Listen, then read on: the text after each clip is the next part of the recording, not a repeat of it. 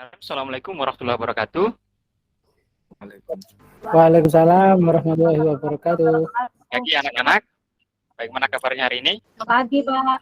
Pagi, Pak. Pagi, Pak. Baik. Luar biasa. Ya, siapa yang ingin memulai pembelajaran dengan mendapatkan berkah dari Allah? Siapa? Saya, Pak. Saya dong. Semua ya? Ya, Pak. Semua. Enggak. Sebelum kita mulai pembelajaran, penting kita untuk Berdoa. berdoa ya, agar supaya apa yang kita laksanakan hari ini bisa mendapat nilai ibadah Allah Subhanahu wa taala. Hari ini kita sebelum mulai kita presentasi dulu ya. Oke, Pak. Siapa yang hadir hari ini? Ketua kelas Semua, Pak. hadir semua ya, Semua. alhamdulillah. Pak sudah siap belajar hari ini? Siap, Pak. Ya, Siap tapi ya? minta Siapa? Ya, oke. Jadi tidak artinya kita untuk bersekolah. Penting kita menempuh pendidikan. Kenapa? Karena pendidikan merupakan salah satu saluran mobilitas sosial yang bisa kita gunakan untuk meningkatkan status sosial kita ya. Masih ingat perkataan Bung Karno bahwa gantungkanlah cita-citamu setinggi langit. Maka ketika kau jatuh di antara apa? Di antara bintang-bintang. Ya. Artinya apa? Bintang-bintang. Artinya ketika kita menggantungkan cita-citanya kita setinggi-tingginya, maka ketika kita jatuh, kita akan jatuh di tempat yang tinggi ya. Masih ingat materi kita yang lalu?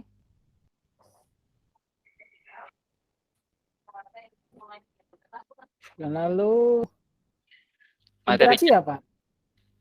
tentang dan penghambat mobilitas sosial ya. Mobilitas sosial. Ya, Iya, ya. iya. Coba silakan siapa yang bisa menyebutkan faktor satu saja faktor pendorong mobilitas sosial. Ini mari kita pada pertemuan minggu lalu ya. Siapa? Faktor pendorong mobilitas sosial itu apa?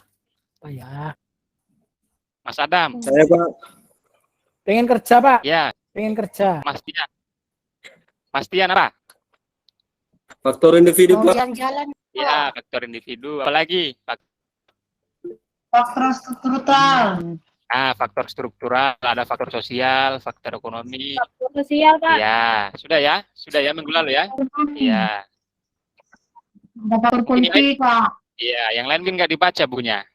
Iya, Pak. Iya, Pak. Ya, makanya dibaca ya, setelah sampai rumah bukunya dibaca lagi, baca kembali. Kemudian faktor penghambat apa? Faktor penghambat mobilitas sosial apa? Siapa yang sah? Kemiskinan, Pak. Ya, kemiskinan, Pak. Ya, Mas Ali ya, Mas Hadir. Diskriminasi, Pak. Apa? Nggak punya. Ya, Diskriminasi, diskriminasi. Oke, jadi ini materi kita minggu lalu. Jadi faktor penghambat mobilitas sosial adalah kemiskinan, diskriminasi, dan stereotip gender. Maksud dari stereotip gender ini apa? Lupa, Pak. Maksudnya adalah Lupa. ya biasa kan ada dalam masih Kaum laki-laki dan perempuan.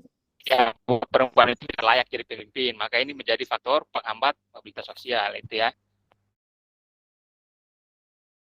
Kita pelajari.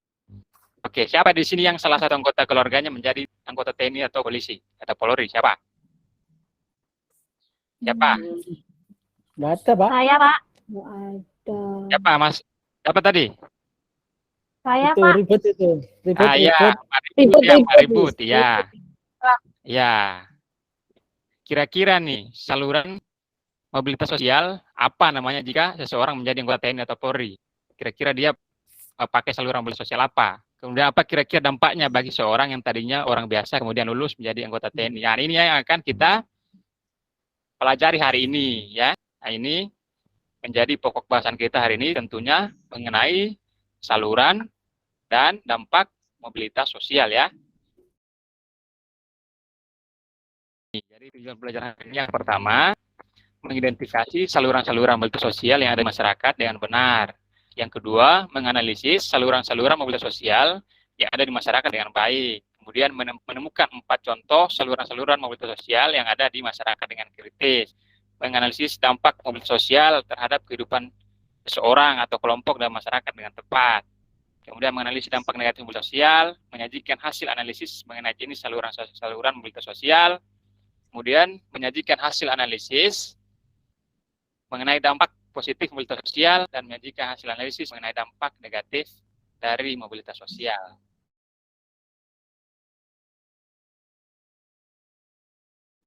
Oke, anak-anak, jadi pada kegiatan ini Pak Guru akan menyajikan satu video nih, kemudian nanti anak-anak menyimak videonya, kemudian setelah itu nanti verifikasi kira-kira apa nih informasi yang diberikan di dalam video tersebut. Paham anak-anak? Paham, Pak. Ya, oke, silakan. Pak Guru akan mutar videonya, silakan disimak dulu videonya dengan seksama ya. Oke.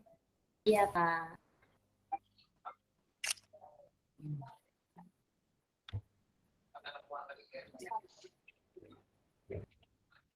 Bismillah.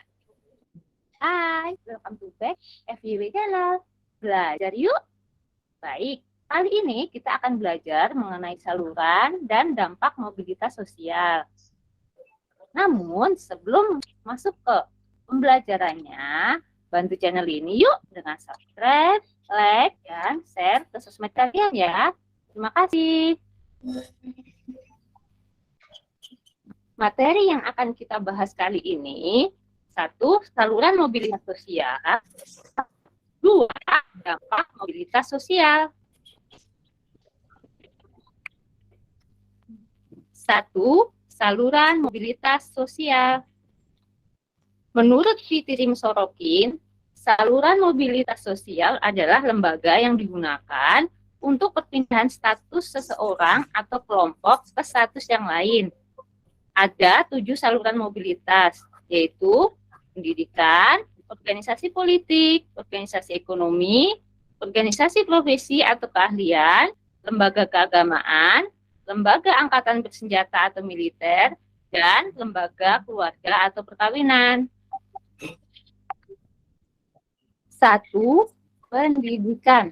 Lembaga pendidikan adalah lembaga yang menjadi tempat berlangsungnya proses pendidikan atau belajar mengajar yang bertujuan untuk mengubah tingkah laku manusia menuju arah yang lebih baik. Lembaga ini mempunyai beberapa macam, yaitu diantaranya pendidikan formal, pendidikan informal, dan lembaga pendidikan non-formal. Contoh mobilitas sosial melalui saluran pendidikan yaitu seorang anak dari keluarga miskin mengenyam sekolah sampai jenjang perguruan tinggi. Setelah lulus, ia memiliki pengetahuan dagang dan menggunakan pengetahuannya untuk berusaha. Setelah ia berhasil menjadi pedagang yang sukses, otomatis status sosialnya juga meningkat. 2. Organisasi politik. Organisasi ini merupakan kelompok yang bergerak dalam proses politik atau ilmu kenegaraan. Organisasi ini merupakan bagian penting dalam suatu pembentukan tatanan sosial.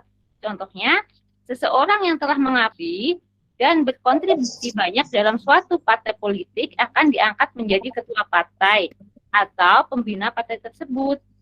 Bisa juga orang tersebut diusung oleh partai politiknya untuk menjadi kepala daerah atau bahkan kepala negara. 3. Organisasi ekonomi. Kegiatan utama organisasi ini adalah memproduksi dan mendistribusikan barang atau jasa yang ditawarkan ke masyarakat. Organisasi ini ada 2 jenis ya, ada organisasi swasta dan organisasi pemerintah. Yang termasuk organisasi swasta ada firma, CV, dan PT, serta koperasi. Sedangkan organisasi ekonomi pemerintah ada Persero, perusahaan daerah, perusahaan negara umum, dan perusahaan negara jawatan.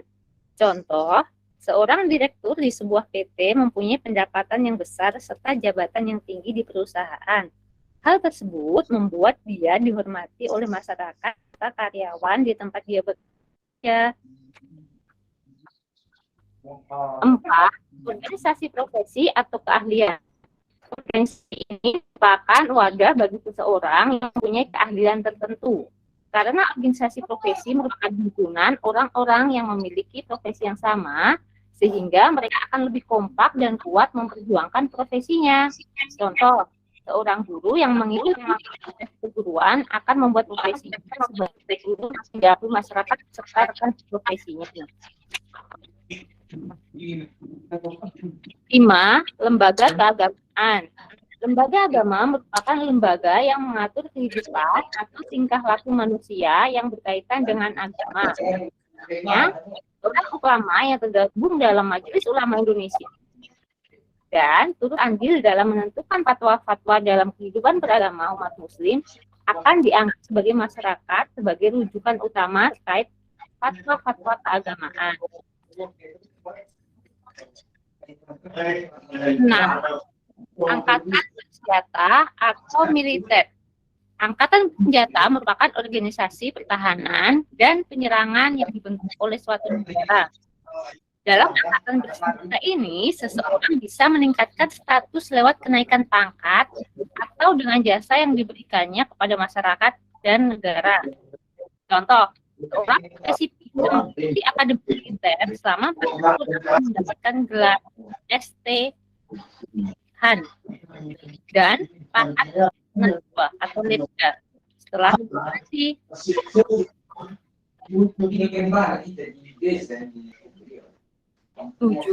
Lembaga keluarga atau perkawinan. Perkawinan adalah ikatan sosial dan ikatan hukum antar pribadi yang membentuk kekerabatan yang bersifat intim. Dalam kaitan sebagai saluran mobilitas sosial, dan dapat meningkatkan derajat seseorang, baik laki-laki ataupun perempuan, atau dengan tokoh politik terkemuka.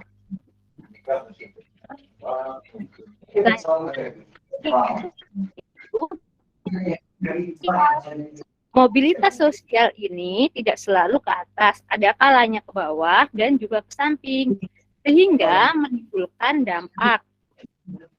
Ada 2 dampak yang dapat terjadi dalam mobilitas sosial ini. Ada dampak positifnya dan ada dampak negatifnya.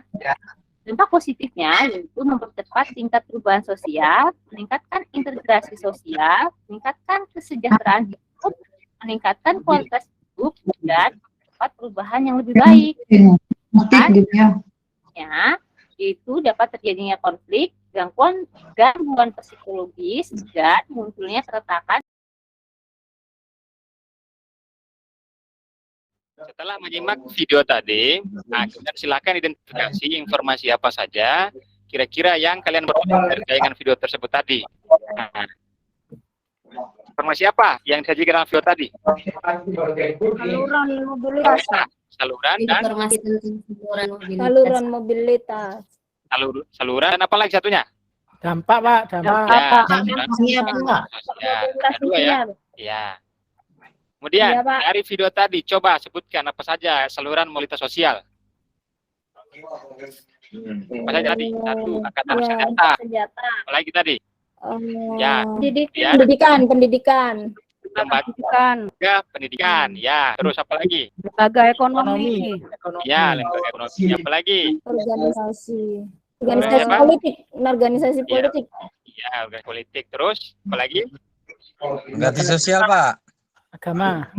Ya, keagamaan. Jadi ada 7 ya. Ada 7 di pertama angkatan bersenjata, kemudian lembaga-lembaga keagamaan, lembaga pendidikan, organisasi politik, organisasi ekonomi, organisasi keahlian dan perkawinan. Profesi, Pak. Nah, klub ya, profesi keahlian ya atau keahlian. Ya, berarti semua menyimak tadi ya videonya. Ya, Pak. Dari video tadi coba sebutkan apa saja dampak positif dari mobilitas sosial. Apa kira-kira dampak positifnya? Siapa yang bisa? Biar lebih cepat maju, Pak. Lebih cepat maju. Apanya yang maju? Ya itu pekerjaannya. Ya, Jadi orang biasa jadi tentara. iya, strata sosialnya ya. Kemudian apa lagi? Yang lain? Mempercepat tingkat perubahan sosial, Pak. Iya, perubahan sosial. Status sosial. Iya, atau stasial. Apalagi? Yang lain, Apa ya? meningkatkan Integrasi sosial, Pak. integrasi sosial. Oke, kemudian kalau dari video mobilitas sosial, dari saluran mobilitas sosial apa dampak negatifnya kira-kira? Ada konflik. Ya, jadi mobilitas sosial juga bisa mengakibatkan konflik ya. Apalagi yang lain? Gangguan Gangguan psikologis. Contohnya bagaimana gangguan psikologis? Contohnya misalkan orang yang awalnya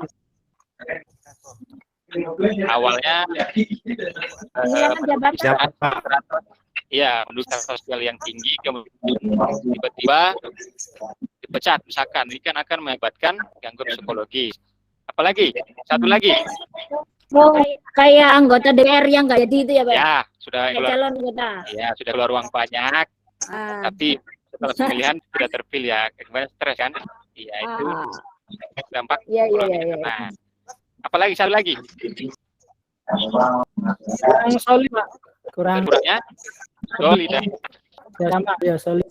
Iya, karena secara sosial kan biasa orang kan biasa tidak mau bergaul dengan orang-orang yang kalangan bawah, kan mengakibatkan tidak terjadi lagi adanya solidaritas.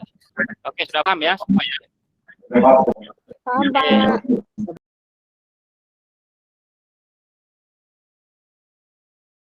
Anak-anak dibagi kelompok jadi 3. Nah, di sini silakan dipilih dari kelompoknya yang mana yang ingin di kelompok 1, 2, dan 3. Silakan dibagi.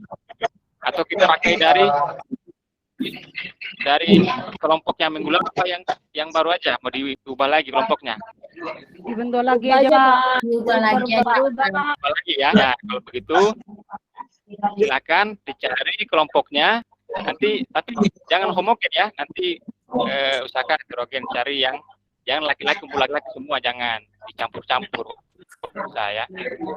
Untuk kelompok berapa, Pak? 3 kelompok aja. Silakan baca kasus yang ada pada artikel yang sudah disiapkan di LKPD ya. Di sini sudah dibagikan LKPD-nya ya. Sudah, Pak. Ya, di situ masing-masing kelompok sudah kasusnya. Nanti silakan dibaca, kemudian nanti diidentifikasi ya masing-masing kelompok, satu kasus satu kelompok. Pak Guru kasih waktu 15 menit ya. Kan Ya, Pak. Baca dulu kasus yang ada pada artikel tersebut. Silakan. Ya, silakan berdiskusi. Diskusikanlah pertanyaan yang ada pada LKPD. Nah, di situ ada pertanyaan di LKPD-nya. Nanti Pak Guru kasih waktu 15 menit. Nah, ini LKPD untuk kelompok 1. Nah, artikelnya yang ini ya, sudah ada ya di LKPD-nya ya, tinggal dibaca. Kalau sudah dibaca, kemudian kerjakan LKPD yang ada di LKPD-nya masing-masing. Ya, ini untuk LKPD kelompok 1. Kemudian LKPD kelompok 2, dan kelompok 3. Waktunya 15 menit ya.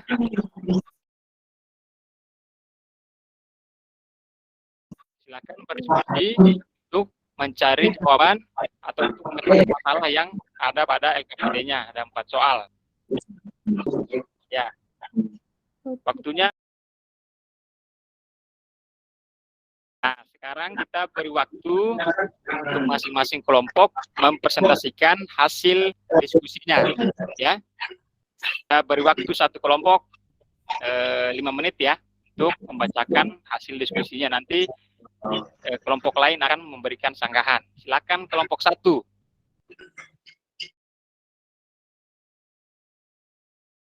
Oke, sudah ya. Ya, itu hasil pemaparan dari hasil diskusi kelompok 1.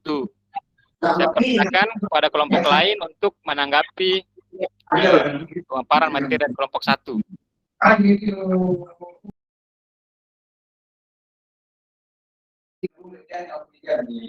Ya, terima kasih. Itu hasil sanggahan dari kelompok 2 dan kelompok 3 untuk kelompok 1. kita persilakan untuk kelompok 1 memberi tanggapan dulu sebelum kita lanjut ke kelompok lain.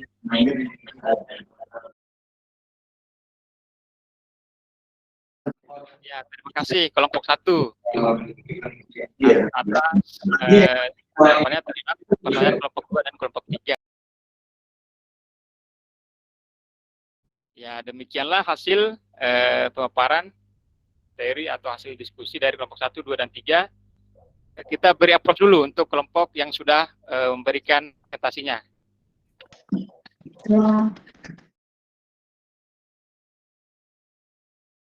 Oke, dari hasil tadi semua sudah bagus.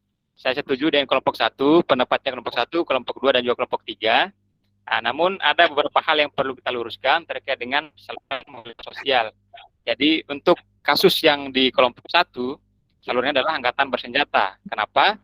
Nah, karena si Zulkifli tadi, yang tadinya adalah seorang warga sipil biasa, kemudian dia lulus menjadi seorang anggota TNI, maka status sosialnya di masyarakat akan ikut meningkat melalui profesi yang dia geluti atau melalui jalur angkatan bersenjata, ya. Itu kelompok 1 tadi. Nah, jadi seperti itu ya anak-anak ya. Dari pembahasan tadi, apakah masih ada yang ditanyakan? Silakan. Silakan kalau masih ada yang ditanyakan. Nah, Mas Hair, silakan Mas Haidir. Makasih Pak. Ya.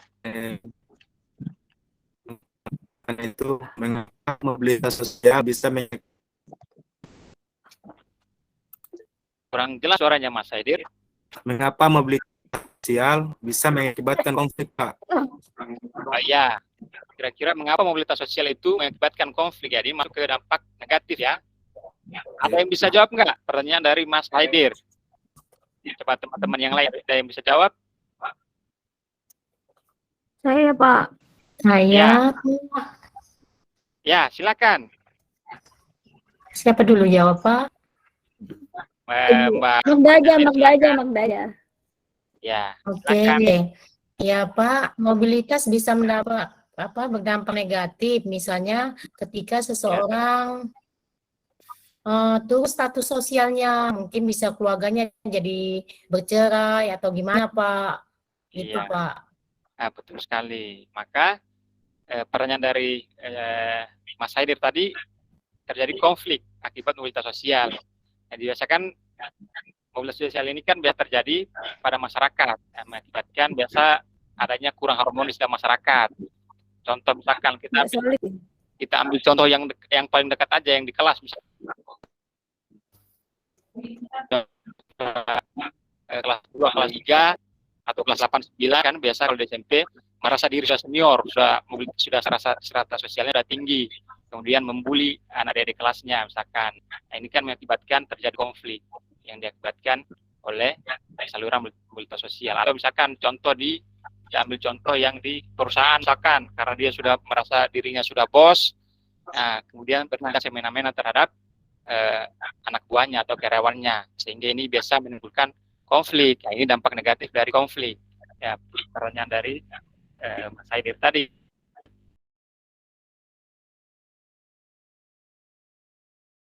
Saya kira cukup ya pembelajaran hari ini. Kita sebagai kesimpulan, ada yang bisa memberikan kesimpulan dari materi kita hari ini? Silakan. Terkait dengan saluran dan dampak mobilitas sosial. Silakan, ada yang bisa menyimpulkan materi kita hari ini? Ya itu tadi Pak, salurannya Ya. ada 7, Ya. dampaknya ada 3. Ya.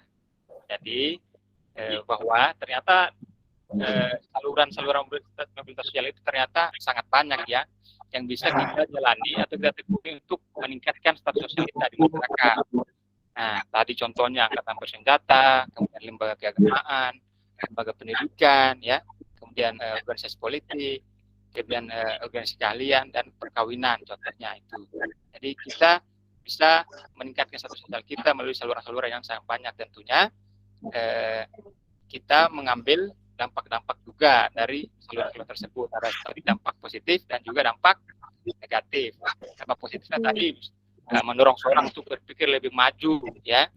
Kemudian kesempatan untuk pindah dari status satu ke strata yang lain yang lebih tinggi. Nah, itu dampak positifnya.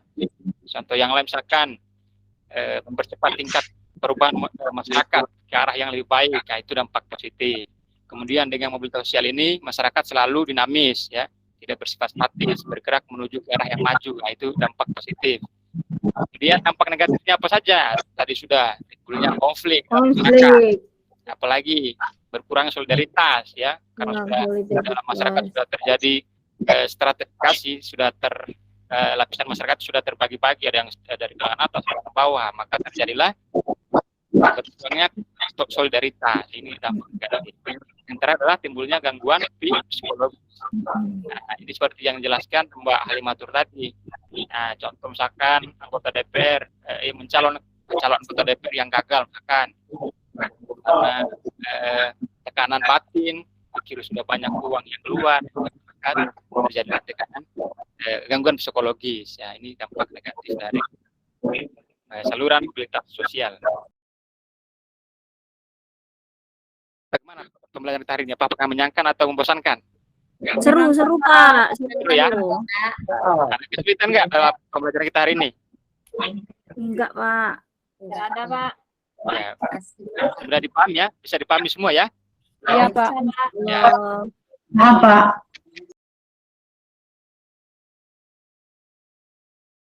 Jadi selanjutnya kita akan tugas dulu ya. Tugasnya silakan dilihat di LKPD individunya, sudah dibagikan tadi. Nanti akan kita store nanti di nanti pertemuan berikutnya kita akan masuk materi tentang prioritas masyarakat Indonesia, ya. Itu akan kita bahas. Jangan lupa sebelum pertemuan berikutnya nanti dibaca-baca dulu bukunya ya, supaya apa? Supaya nanti proses pembelajarannya itu kita nyambung. Jadi setidaknya ada pengetahuan dasar yang bisa kalian peroleh dari membaca. Jadi tidak langsung kaget nanti langsung materi masuk. Jadi setidaknya ada fondasi lah tentang prioritas masyarakat Indonesia. Jadi, harus dibaca ya.